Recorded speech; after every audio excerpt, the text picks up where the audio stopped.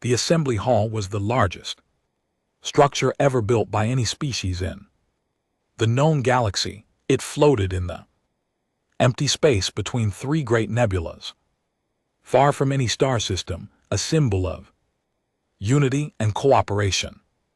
That was what the founders had called it.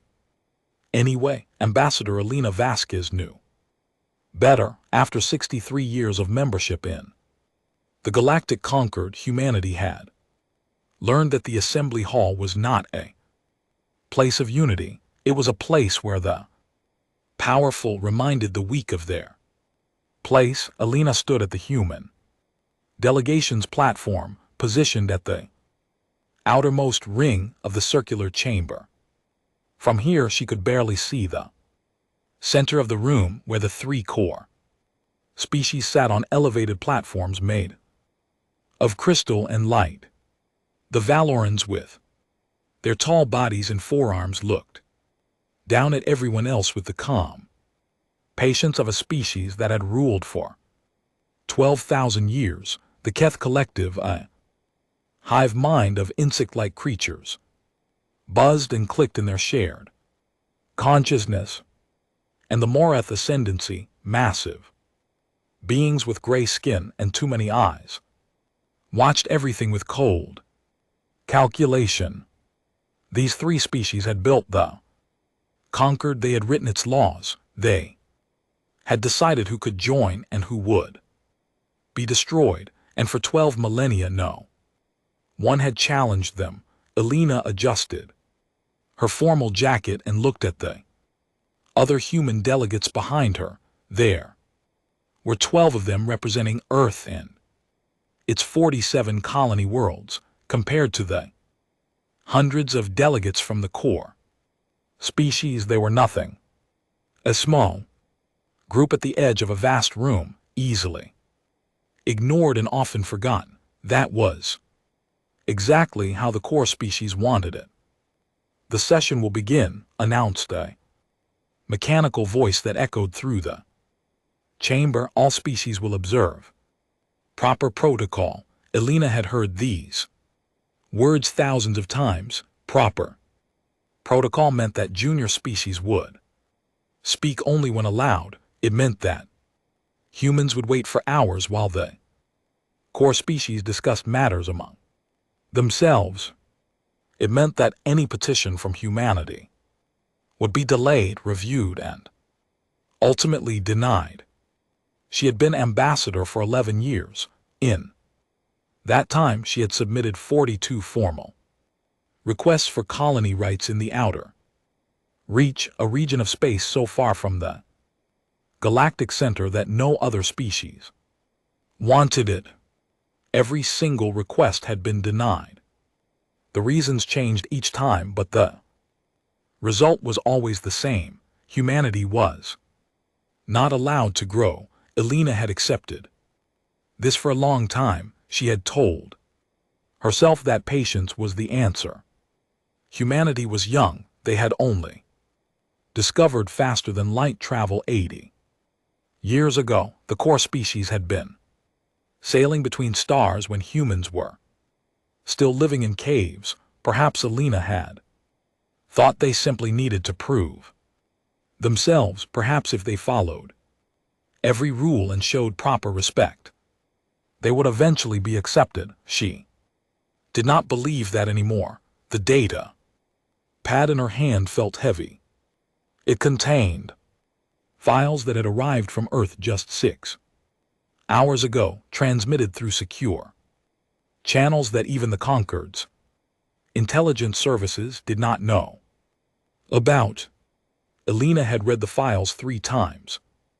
Each time she had felt the same cold anger settle in her chest. The session began with trade disputes, as it always did. A species called the Fenari complained that Morath cargo ships were charging illegal fees at jump gates. The Morath delegate dismissed the complaint with a wave of his massive hand. The High Arbiter, a Valoran named Ketharin, ruled in favor of the Morath without even pretending to consider the Evidence, Alina watched and said. Nothing, the other junior species did. The same, they had all learned that. Speaking up only made things worse. Alina's legs ached from standing, but she did not sit. Human delegates never sat. During sessions, it was a small act of defiance, one that the core species probably did not even notice, but it mattered to Alina. It reminded her that she was not here to be comfortable, she was here to represent her people. Finally, during a brief pause between agenda items, Alina raised her hand.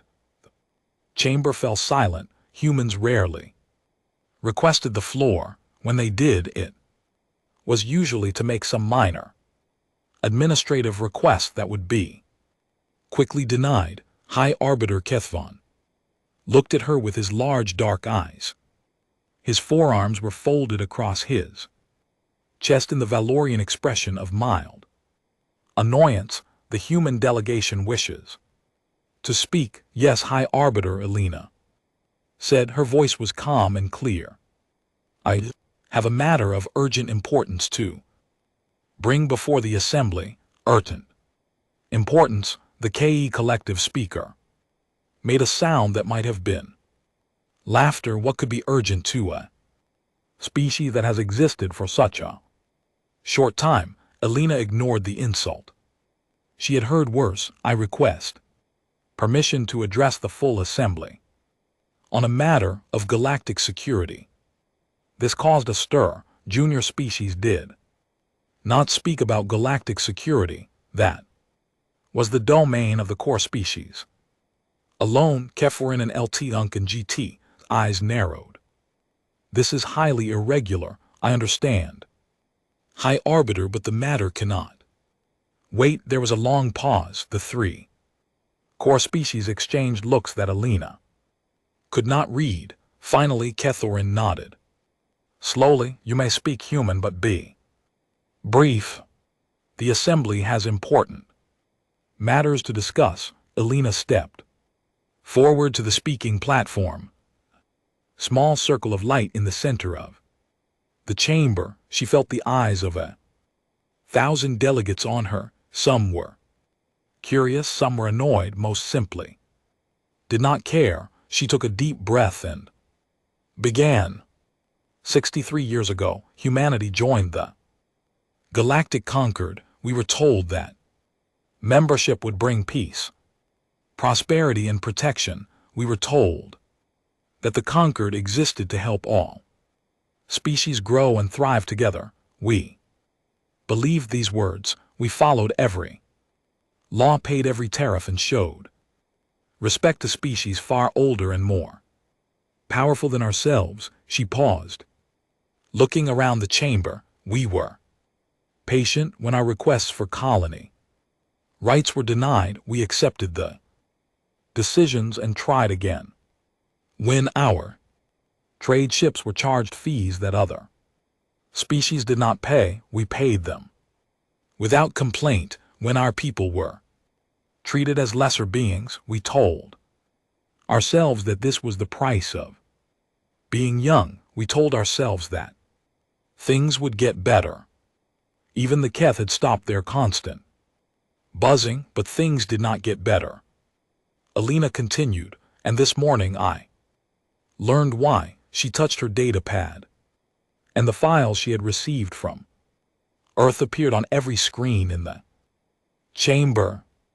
Documents, communications, and recordings filled the displays, written in the formal language of the core species. These files were obtained by human intelligence services over the past 11 years.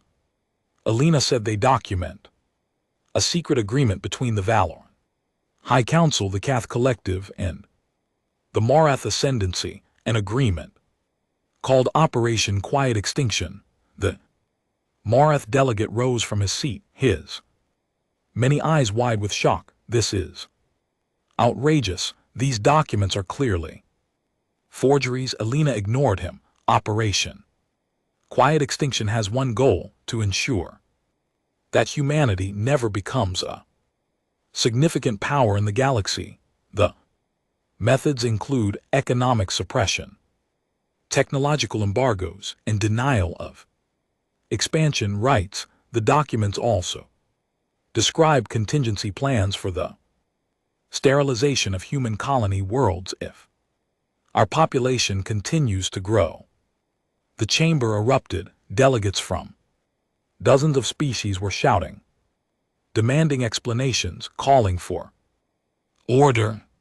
The junior species looked at each other with expressions of fear and recognition. They had always suspected that the core species had secret agreements. Now they had proof. High Arbiter Kether slammed his hand against his podium, demanding silence. These accusations are baseless. The human delegation will withdraw these false documents immediately or face sanctions for spreading dangerous lies. Alina smiled, but there was no warmth in it.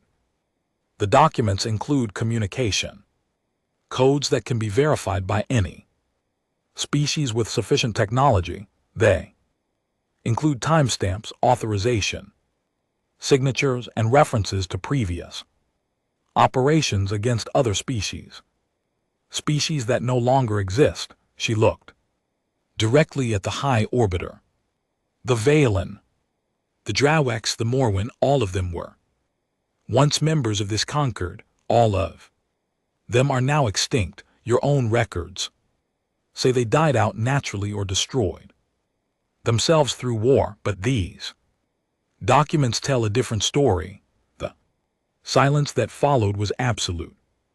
Every delegate in the chamber understood what Alina was saying. The core species had not simply ruled the galaxy for 12,000 years. They had shaped it. They had decided which species would survive and which would disappear, and now humanity was on their list. Kesver's 4 hands were shaking. Alina could not tell if it was from anger or fear. How did you obtain these files? Alina's smile grew slightly. You made a mistake. High Arbiter, you assumed that because we were young, we were stupid. You assumed that because we were weak, we were blind. You watched us follow your rules and pay your taxes, and you thought we had accepted our place. She shook her head slowly. We never accepted anything. We were simply waiting, learning, preparing. The Moreth delegate's voice was a low growl. Preparing for what? Alina did not answer immediately. Instead, she looked around the chamber one more time, making sure that every species could see her face. Then she turned back to the core species and spoke in a voice that carried to every corner of the vast room. We were preparing for the day when we would stop asking for permission to survive. She stepped back from the speaking platform and returned to the human delegation's position.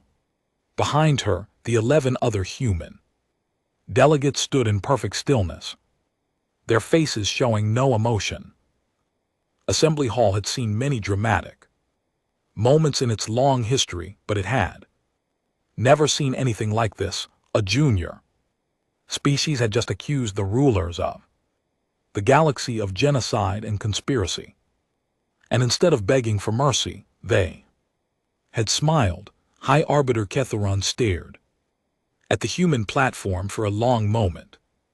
Then he turned to his fellow core species delegate. Something passed between them, a silent communication that Alina could not read. She did not need to read it. She already knew what they were thinking. They were thinking about how to make the humans disappear. And that, Alina thought as she stood straight and tall at the edge of the chamber, was exactly what she wanted them to think, because while they were busy planning humanity's destruction, they had no idea what humanity was planning in return. The game had finally begun. The chaos in the assembly hall lasted for nearly an hour.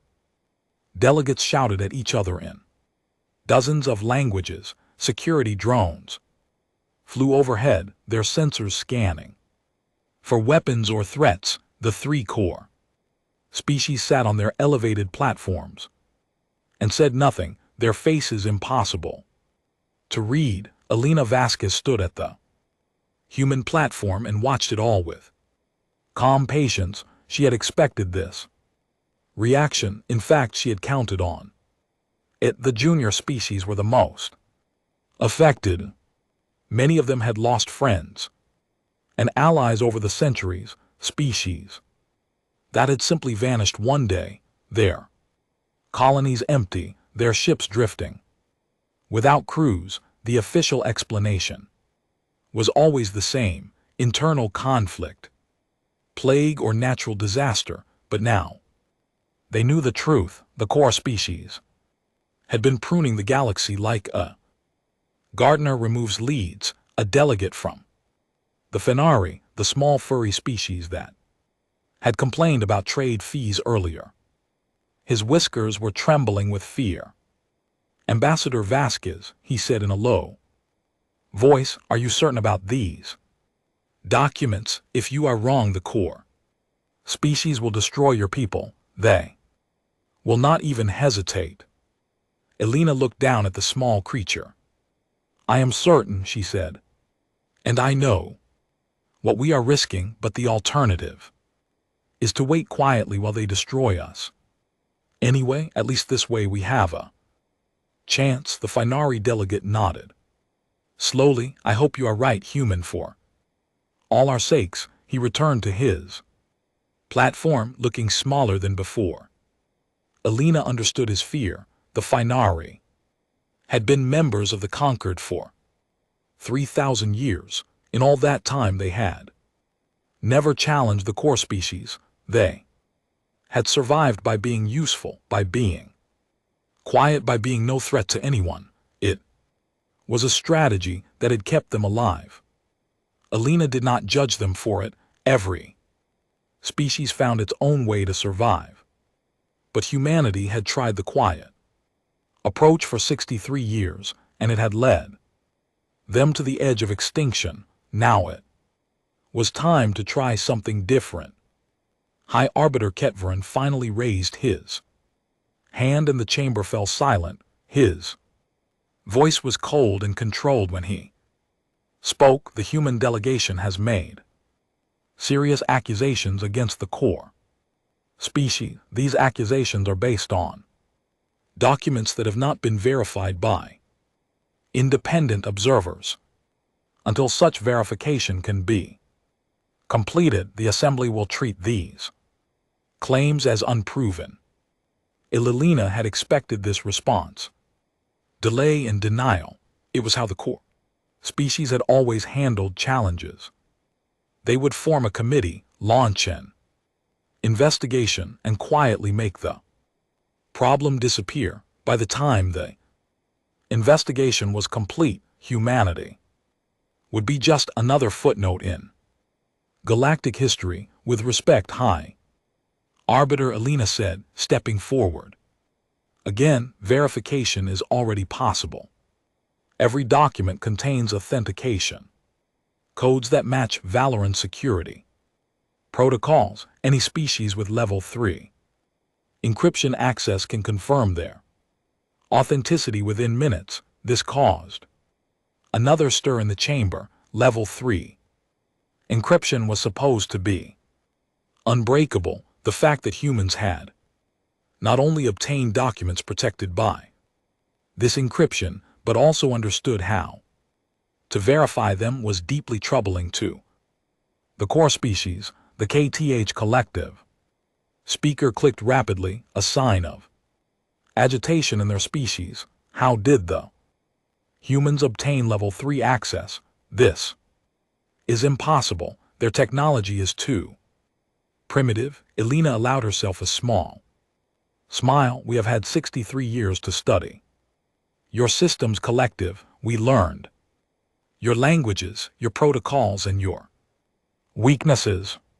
You never bothered to study ours. You assumed there was nothing Worth learning, the Marath delegate slammed his massive fist on his podium. This human is clearly attempting to divide the conquered with lies and tricks.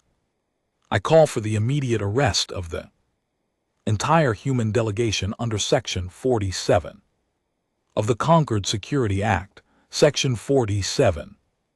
Elena knew it well. It allowed the core species to detain any delegate accused of threatening galactic security. Once detained, the delegates could be held indefinitely while an investigation was conducted. No trial, no evidence required, just a vote by the core species, and the humans would disappear into a prison station somewhere, never to be seen again. Keith Voron nodded. Slowly, the Marath delegate raises a valid point. The security of the conquered must be protected. I call for a vote on the detention of the human delegation. Elena felt her heart beating faster, but she kept her face calm. This was the moment she had prepared for, the moment when everything would change. Before you vote, she said, her voice cutting through the murmurs in the chamber, I would like to present additional evidence that directly involves every core species delegation present today. Keith Voron hesitated. What evidence? Helena touched her data pad again. New documents appeared on the screens, and this time the reaction was immediate. The subject is the human colony on Kepler 442b. The message reads, the humans have exceeded population projections by 15%. Recommend accelerating the timeline for Phase 2 intervention, sterilization. Agents can be introduced through water processing systems within 6 months. Chamber was completely silent. Elena continued, this response is from war.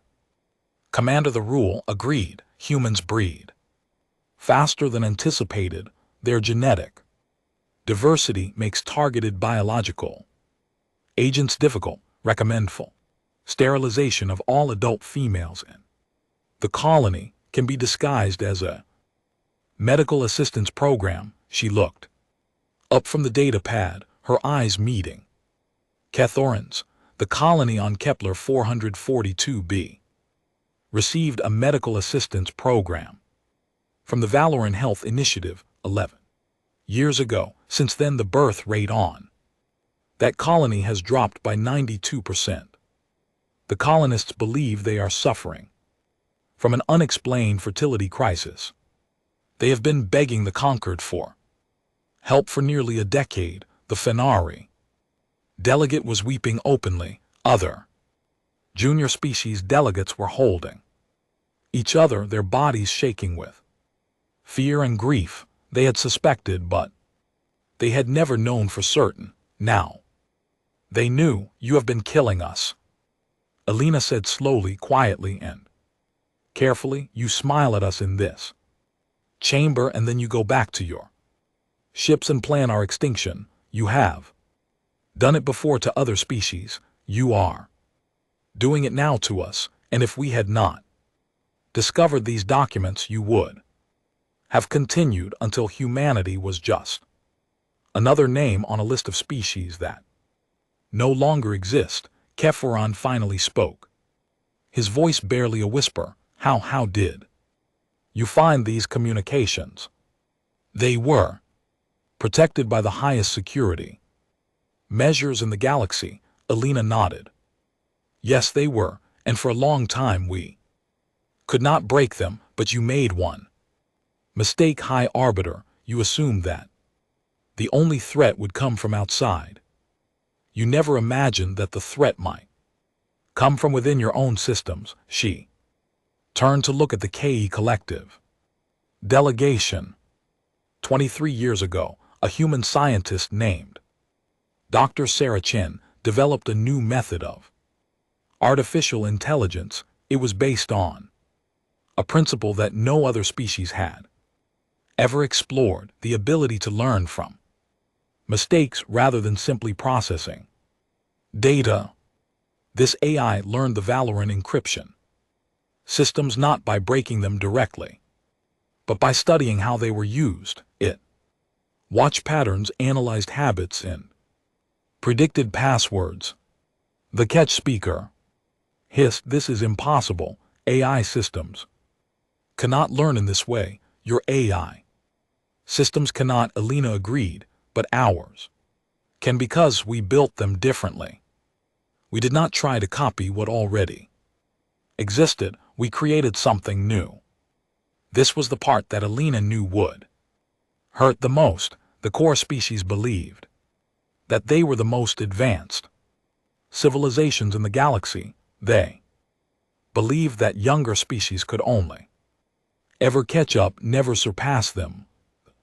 Idea that humans had developed technology that the core species did not understand was deeply offensive to their sense of superiority. The Morath delegate's voice was dangerous and low. "You admit to espionage against the conquered. You admit to developing prohibited technology. You admit to stealing classified documents. These are acts of war, human." Alina turned to face him directly. "No, War Commander, these are acts of survival. There is a difference. War is what you do when you want to conquer. Survival is what you do when someone is trying to kill you." She stepped back to the human platform and stood with her fellow delegates. They were 12 against thousands, a tiny island of humanity in a sea of aliens who now looked at them with fear and hatred. "We know what you are planning," Alina said.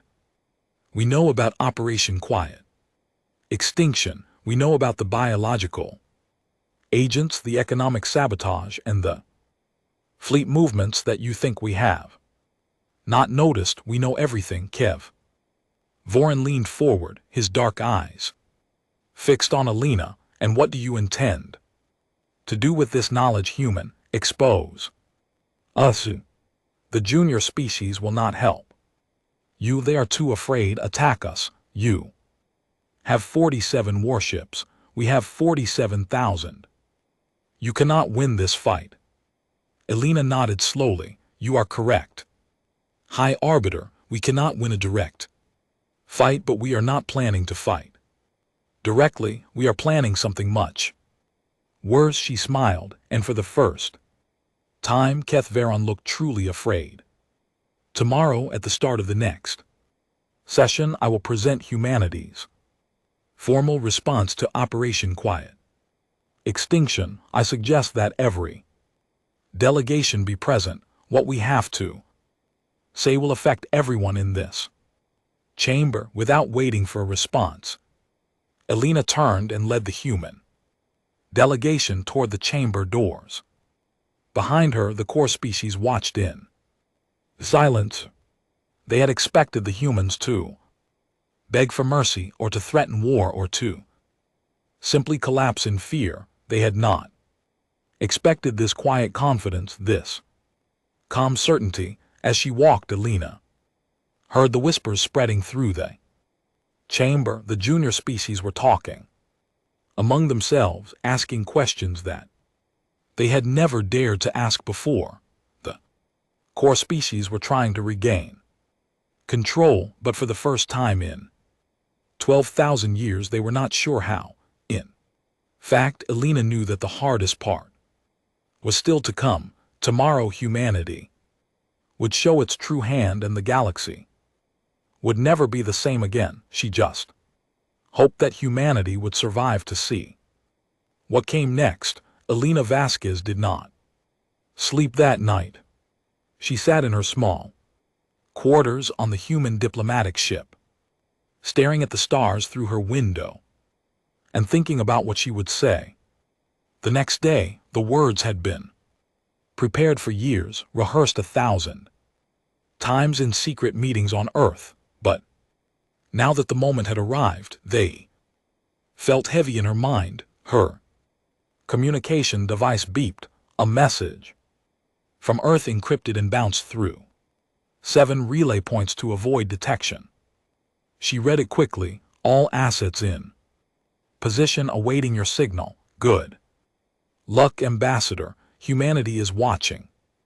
She deleted the message and took a deep breath. In 12 hours everything would change, either humanity would win its freedom or it would die trying. There was no middle ground anymore. The next session began exactly on time. Elena noticed that the chamber was more crowded than she had ever seen it.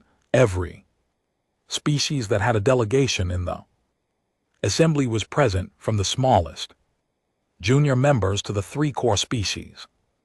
On their elevated platforms, word had spread about what the humans were planning. Everyone wanted to see what would happen. High Orbiter Kefyern opened the session with unusual formality. The assembly is called to order. Before we proceed with regular business, the human delegation has requested time to address the chamber on a matter of urgent importance. This request is granted.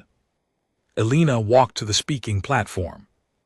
The eyes of 1,000 aliens followed her every step. She could feel their fear, their curiosity, and their doubt. Most of them expected her to fail. Some of them hoped she would succeed. A few of them were already planning how to profit from whatever happened next. Yesterday, I presented evidence of a secret plan by the core species to systematically eliminate humanity through economic suppression, technological embargo, and biological warfare. The core species have not denied these accusations. Instead, they have threatened the human delegation with arrest and imprisonment. She paused, letting her words settle over the chamber. Today I am here to present humanity's response, not a plea for mercy, not a declaration of war. Something different. She touched her data pad and a new image appeared on every screen in the chamber. It showed a complex network of lines and nodes stretching across a map of the entire galaxy.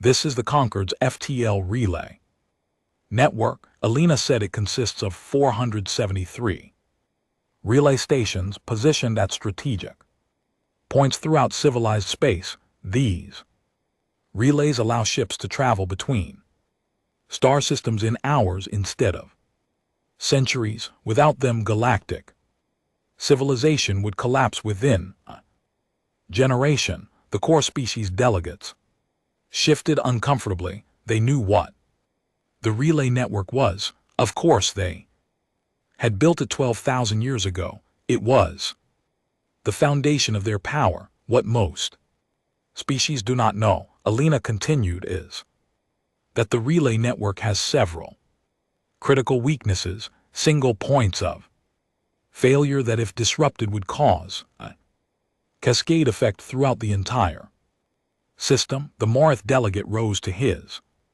feet. This is classified information.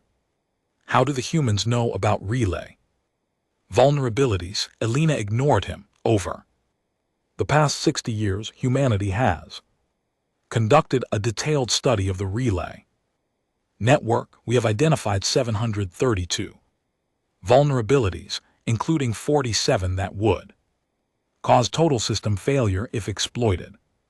Simultaneously, she let that number hang in the air. We have also positioned assets at each of these vulnerable points, small devices hidden in debris fields attached to the hulls of abandoned ships or floating the void between stations.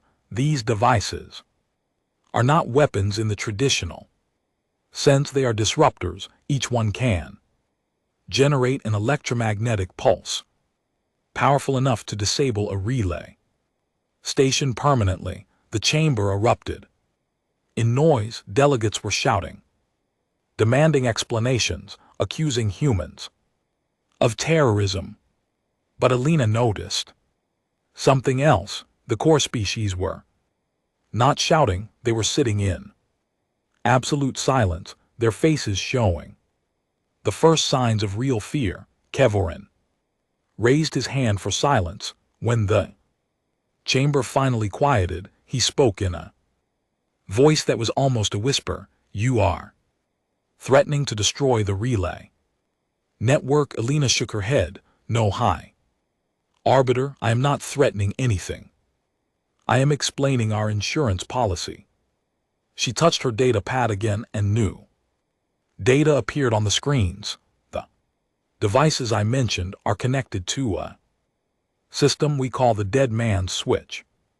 Every 36 hours, the human delegation must transmit a specific code to this system. If the code is not transmitted, or if the wrong code is transmitted, the devices activate automatically. She looked directly at the core species platforms. If humanity is attacked, the network falls. If our delegation is arrested or harmed, the network falls. If our colonies are invaded or our people are killed, the network falls. There is no way to stop it once the process begins. The devices cannot be recalled, deactivated, or bargained with. They simply wait for the signal. And if it does not come, they act. The KE collective speaker broke the silence.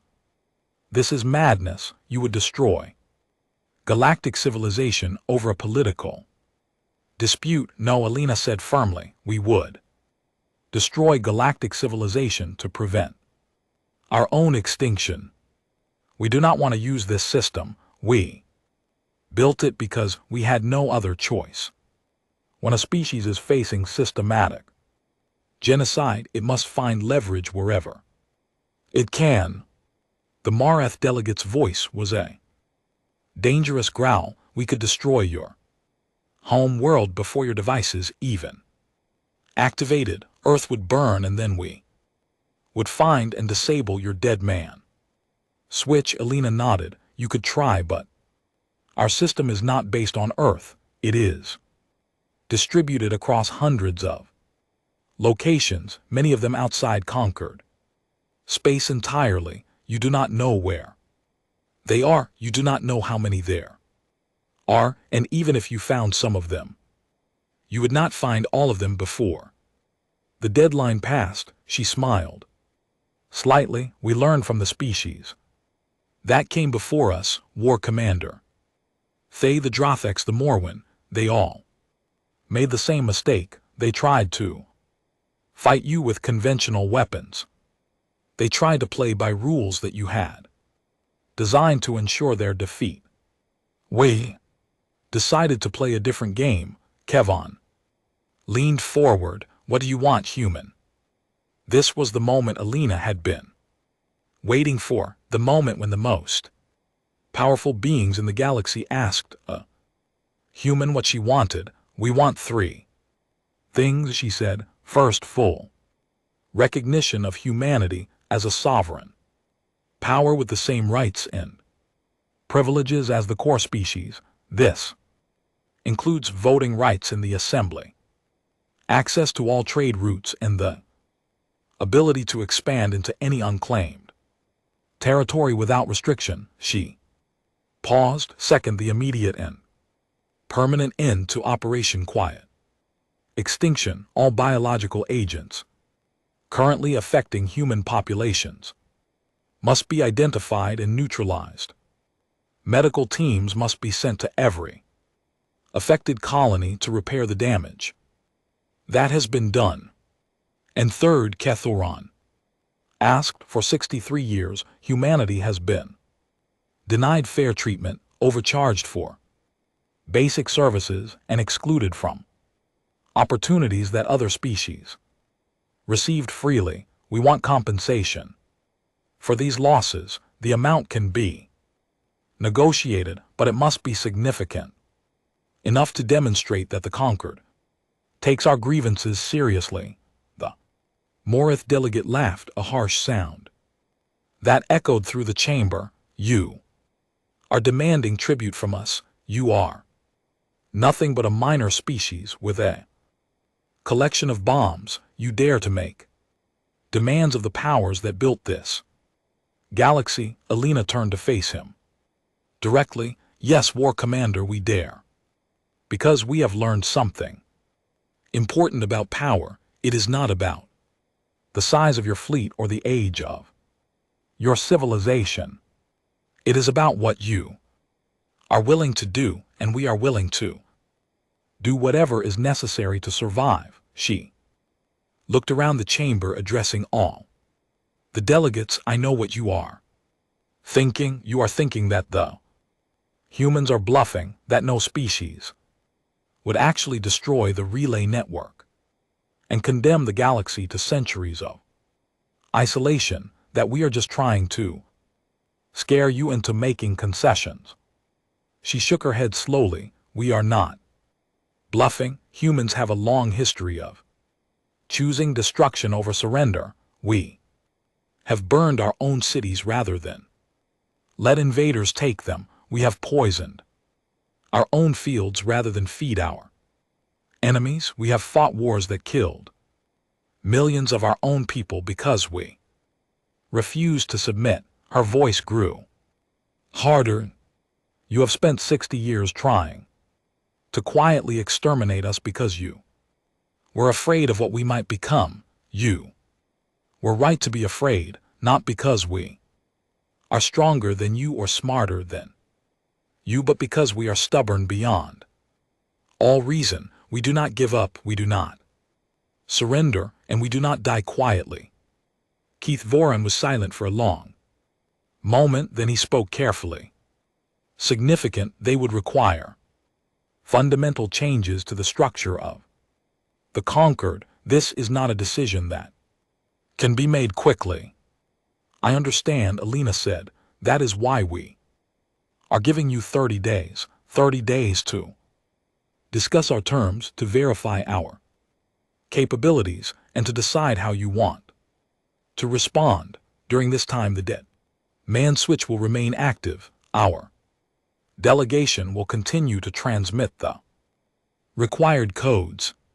But if at the end of 30 days our terms have not been accepted, we will leave the station and return to human space, and the next time we communicate with you, it will be on very different terms. She stepped back from the speaking platform. The choice is yours, High Arbiter. You can continue to treat humanity as a minor species to be controlled and eventually eliminated, or you can accept that the galaxy has changed and that the old ways of doing things are no longer possible. She walked back to the human platform and stood with her fellow delegates. They were all standing straight there, faces calm, their eyes forward. 12 humans against the rulers of the galaxy. Kephoron stared at them for a long time. Then he turned to his fellow core species delegates. They huddled together, whispering in voices too low for anyone else to hear. The junior species watched in silence, afraid to move, afraid to speak, afraid to hope. Finally, Kephoron looked up. Assembly will recess for 1 hour to allow for consultation. When we return, we will provide our initial response to the human demands. The chamber began to empty as delegates filed out to contact their home worlds. Alina watched them go, her heart pounding in her chest. The first phase was complete. Humanity had shown its hand. Now they would see if the galaxy was willing to fold. The hour passed slowly. Alina Vasquez spent it in a small waiting room off the main chamber, surrounded by her fellow delegates. No one spoke much. There was nothing left to say. They had done everything they could. Now they waited to see how the core species would respond. A junior aide, a young man named Marcus, approached Alina with a tablet. Ambassador, we are receiving reports from human space. All fleet assets have reached their designated positions. Colonies have been notified to prepare for possible evacuation.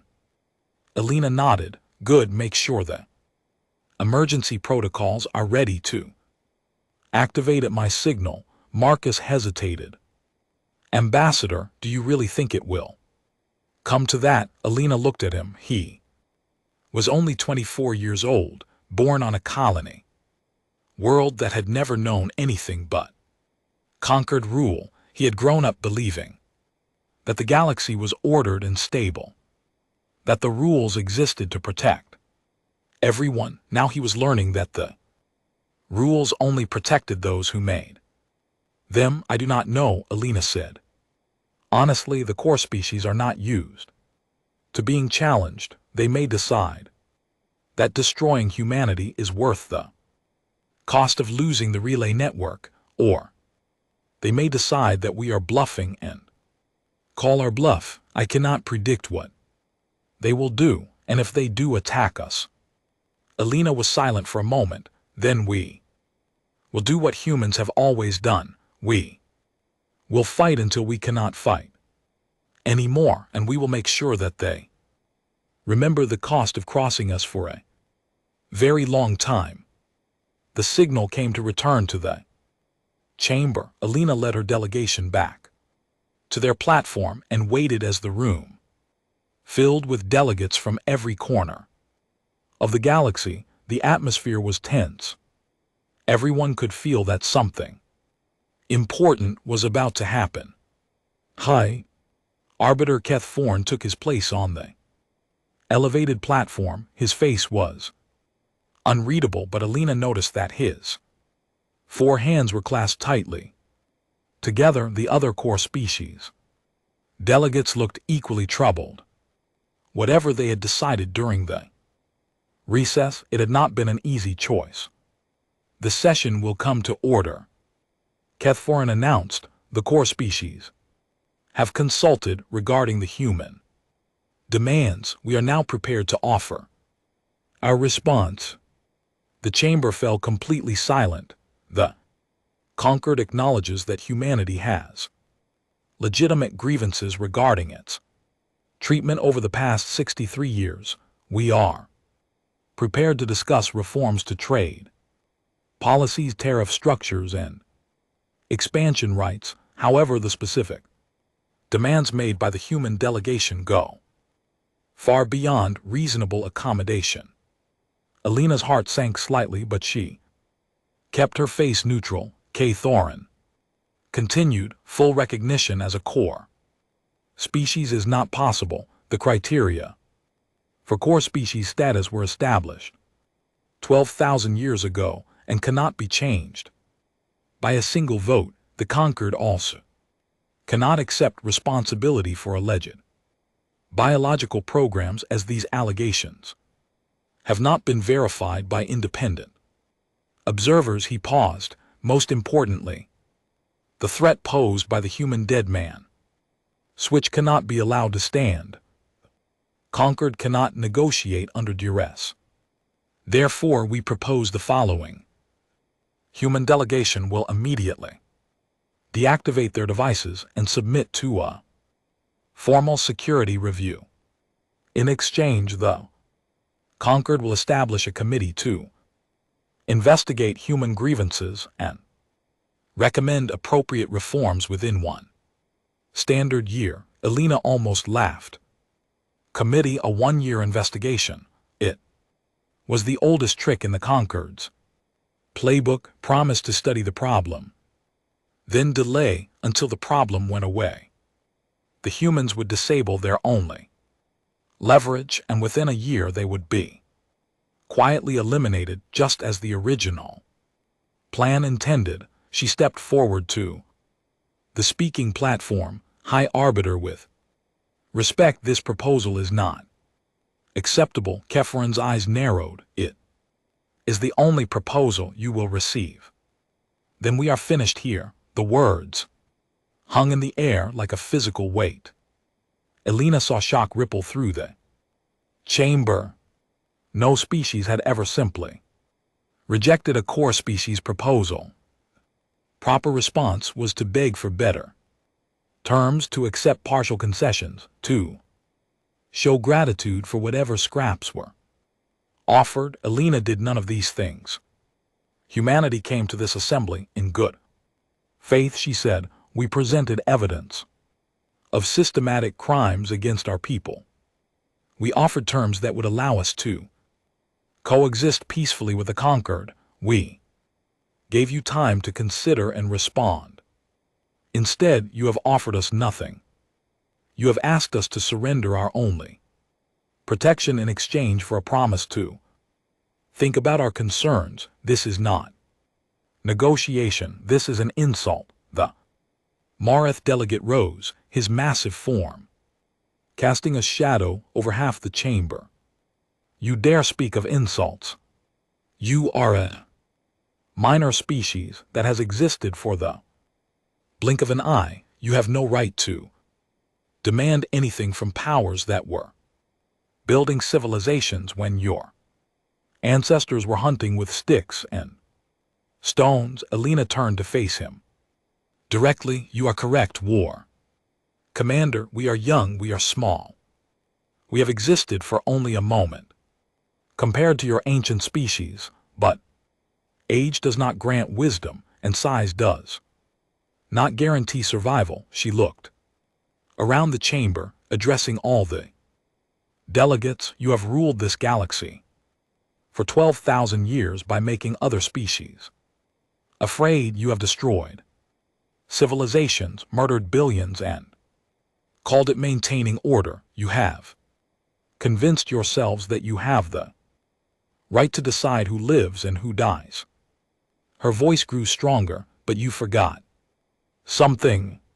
You forgot that fear works both ways. You made us afraid of you, and you thought that was enough. You never stopped to consider that one day you might have to be afraid of us. She turned back to the core species platforms. We do not want war. We do not want destruction. We want only to live in peace, to grow, to explore, and to build our future. But we will not beg for these things. We will not accept a slow death because you think we are too weak to resist, and we will not let you continue to murder species simply because you think no one can stop you. Keith Voren spoke carefully. If you reject our proposal, you are choosing conflict. The conquered has never lost a war. Your 47 ships cannot stand against our combined fleets. You are right. Elena agreed. We cannot win a war against you, but we can make sure that you do not win either. The relay network is the foundation of everything you have built. Without it, your fleets become scattered groups of ships unable to communicate or coordinate. Your trade routes collapse. Your economies fail. Your empires fragment into isolated worlds that will spend centuries fighting each other for survival. She paused. We do not want this. We take no pleasure in threatening the destruction of galactic civilization, but you have left us no choice. If our only options are extinction or mutually assured destruction, we choose destruction. At least that way we go down fighting. Chamber was completely silent now. Even the constantly buzzing Keth collective had fallen quiet. Elena turned to her delegation and nodded. All 12 humans rose from their seats. The human delegation formally rejects the conquered's proposal. Elena announced. We are withdrawing from this assembly. Immediately, our ships will return to human space within the hour. The dead man switch will remain active. If any core species vessel enters human territory, or if any active aggression is committed against human colonies, the switch will be triggered. She began walking toward the chamber doors. Her delegates followed in a single line, their footsteps echoing in the silence. Cathorne's voice stopped her. Ambassador, Vasquez Elena turned. The High Arbiter was standing now, his forearms hanging. At his sides, for the first time he looked less like an ancient ruler and more like an old man facing something he did not understand. If you do this, there is no going back. The conquered will respond. There will be consequences. Elena met his eyes steadily. There are always consequences. High Arbiter, you taught us that every time you destroyed a species, every time you crushed a rebellion, every time you proved that the conquered's power was absolute, you taught the galaxy that resistance was pointless, but you made one mistake, and what was that? You assumed that everyone would learn the same lesson. Most species learn to be afraid. We learned something different. What did you learn? Elena smiled, but there was no warmth in it, only the cold determination of a species that had decided to stop running. We learned that the conquered was not invincible. We learned that ancient powers could be stupid and arrogant and blind.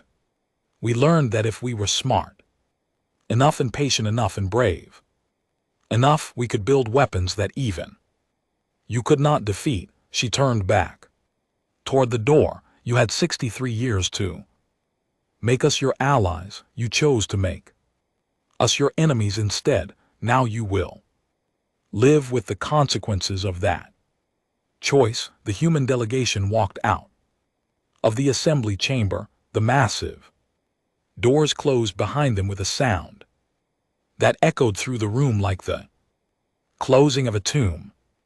On the chamber floor, 1,000 delegates sat in stunned silence. Core species looked at each other, searching for answers that none of them had. For the first time in 12,000 years, someone had said no, someone had walked away, someone had refused to play by their rules. And as the reality of what had just happened began to sink in, the Galactic Conquered realized something that changed everything. They were afraid, not of the human weapons, not of the dead man's switch. They were afraid because they had seen something in the eyes of the human ambassador that they had never seen before. They had seen a species that was not bluffing, a species that was completely willing to burn everything down rather than submit, a species that had looked at the most powerful civilizations in the galaxy and said no, and they had no idea what to do about it. The human ships jumped to faster than light speed. Exactly 47 minutes after the delegation left the assembly chamber, conquered sensors tracked them as they entered the transit corridor that led back to human space. Then the ships vanished into the void between stars, and the Galactic Conquered was left alone with its fear. High Orbiter Kethfaran called in emergency session of the core species council. For the first time in centuries, all three powers gathered in the same room, their security officers standing guard at every entrance. Discussions lasted for 18 hours.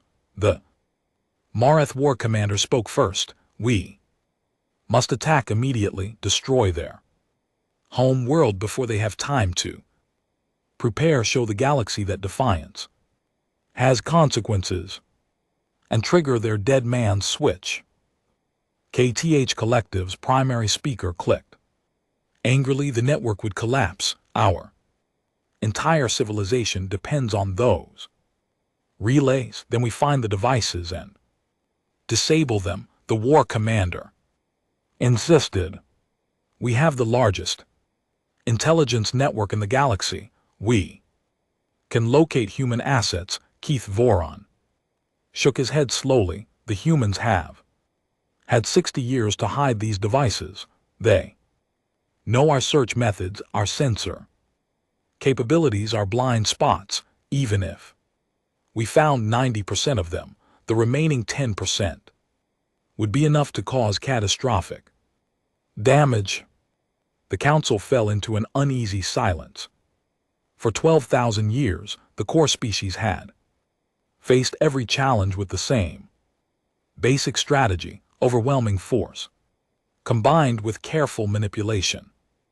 Enemies who could not be crushed were divided; those who could not be divided were bought; those who could not be bought were destroyed. But humanity fit none of these patterns. They could not be crushed without destroying the relay network.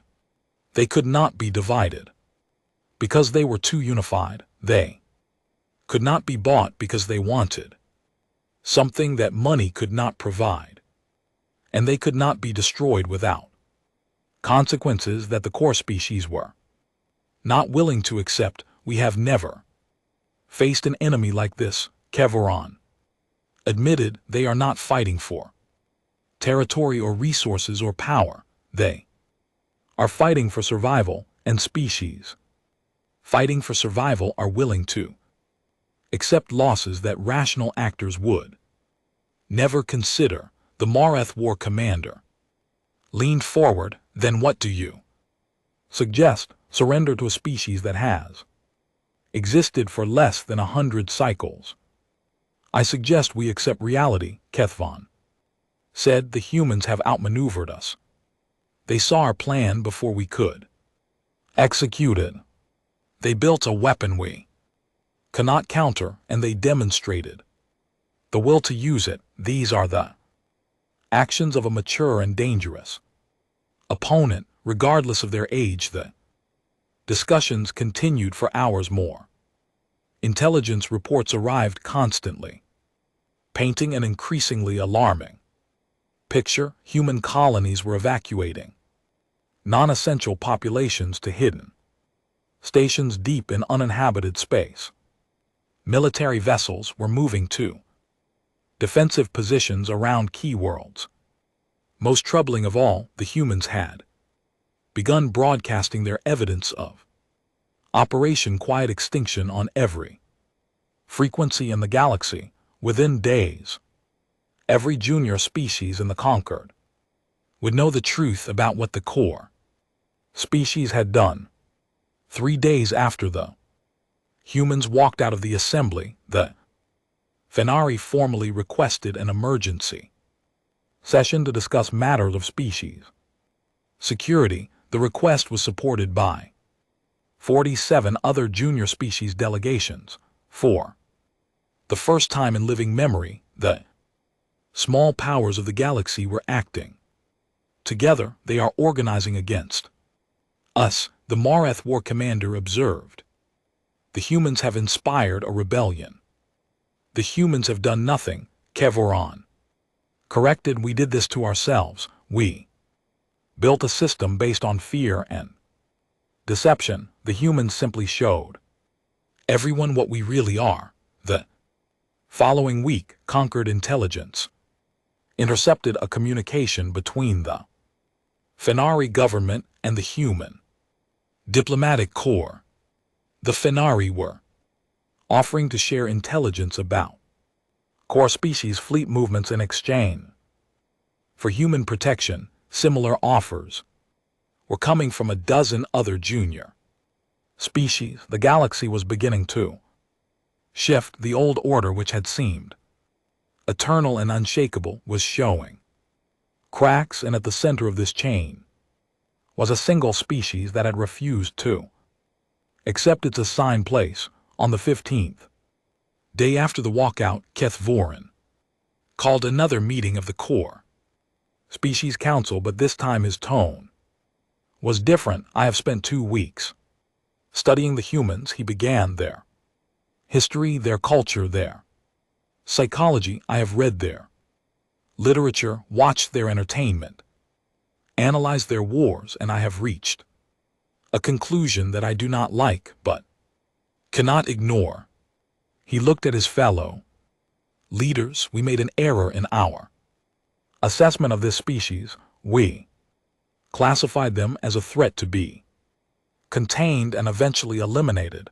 We believed that their short history and limited technology made them easy to control. We were wrong, the Keth speaker buzzed impatiently. We already know we made errors. That is why we are in this situation. No, Kev Voran said, the error was not in our tactics. The error was in our fundamental understanding of what humanity is. We treated them as we would treat any other young species. We assumed they would respond to fear and pressure the same way others had responded, but humans are not like other species. He activated a display showing human history, their wars, their revolutions, their moments of crisis. Look at this species. They have nearly destroyed themselves multiple times. They have developed weapons capable of ending all life on their world and then pointed those weapons at each other. They have fought wars that killed millions over ideas that we would consider meaningless. He turned back to the council, but they also did something else. They survived. Every time they reached the edge of destruction, they found a way back. They rebuilt, they grew, they learned, and then they reached into space and found us. The Moreth war commander frowned. What is your point, Pi Arbiter? My point is that humans are not afraid of extinction. They have lived with the possibility of extinction for their entire history. They have stared into the void and continued anyway. When we threatened them with annihilation, we thought we were showing them something new, but we were showing them something they already knew, something they had already faced and conquered. Cathoran sat back in his chair. We cannot break them because they have already been broken and put themselves back together.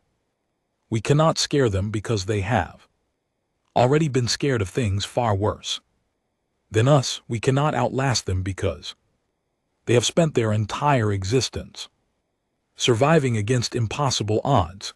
The council chamber was silent. So what do we do? The key speaker asked. Kevoran looked at his ancient colleagues. We do something that the conquered has never done in 12,000 years. We acknowledge that another species has earned the right to stand beside us as equals. We accept their terms. We end Operation Quiet Extinction, and we begin building a new relationship based on something other than fear and exploitation. The Moreth war commander was outraged. You would have us surrender to these creatures? I would have us survive, Kethfuron replied. The galaxy is changing. The junior species are awakening. The old ways of maintaining control no longer work. We can fight against this chain and likely destroy ourselves in the process, or we can adapt and find a new way forward. The debate lasted 3 more days. In the end, the core species reached a decision, not through agreement but through exhaustion. None of them wanted to admit defeat, but all of them feared what would happen if the conflict continued. On the 28th day after the walkout, High Arbiter Cathoran transmitted a message to the human diplomatic corps. The message was short and simple. The Galactic Concord accepts humanity's terms. We request a meeting to discuss implementation. The response came within the hour. Meeting accepted. Location: human colony. Kepler 442b. The colony you tried to sterilize. We think it is appropriate that this is where the future begins. 3 days later, Elena Vasquez stood at a podium in the main square of Kepler colony. Behind her, thousands of human colonists watched as the delegation from the core species landed. Around her, cameras broadcast the moment to every corner of the galaxy. High Arbiter Kefirn walked slowly toward the podium.